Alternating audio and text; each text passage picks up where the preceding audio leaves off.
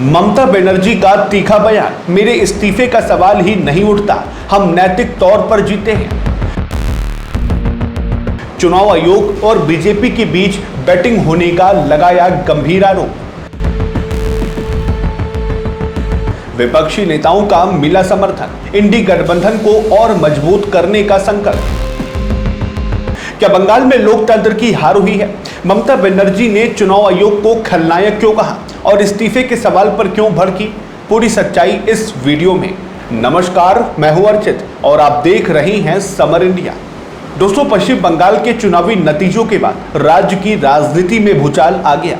कार्यवाहक मुख्यमंत्री ममता बनर्जी ने एक प्रेस कॉन्फ्रेंस के दौरान चुनाव आयोग और केंद्र सरकार पर अब तक का सबसे बड़ा हमला बोला।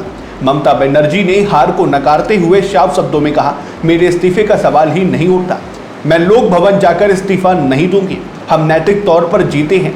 उन्होंने आगे आरोप लगाया कि हम चुनाव हारे नहीं हैं, हमें जानबूझकर चुनाव हराया गया है, हमारी 100 सीटें लूट ली गई हैं, 90 लाख वोट काट दिए गए हैं, पीएम मोदी और अमित शाह ने मिलकर हमें हराया है।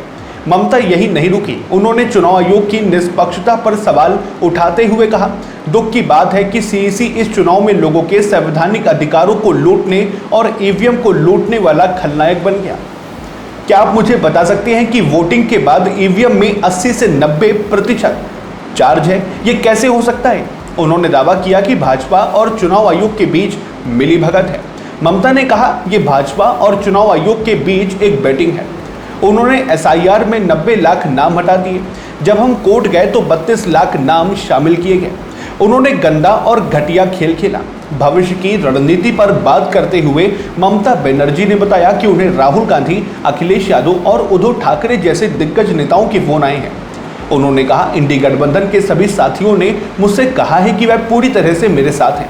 मैं इंडी गठबंधन को मजबूत करूंगी, बिल्कुल एक आम आदमी की तरह। अब मेरे पास कोई कुर्सी नहीं है, इसलिए मैं एक आम आदमी हूँ, मैं अब एक आजाद पंछी हूँ। ममता ने मतदान केंद्रों पर धांधली का आरोप लगाते हुए कहा कि उन्हें और उनके कार्यकर्ताओं को केंद्रीय बलों के माध्यम से प्रताड़ित किया गया और उनके एजेंटों को पीटा गया। बंगाल की राजनीति अब एक नए संघर्ष की ओर बढ़ रही है। ममता बनर्जी के इन आरोपों पर आप क्या सोचते हैं? कमेंट बॉक्स में जरूर साझा करें।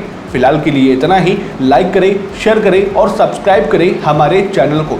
फिर मिलते हैं एक और नए अपडेट के साथ। तब तक के लिए नमस्कार, जय हिंद, जय भारत।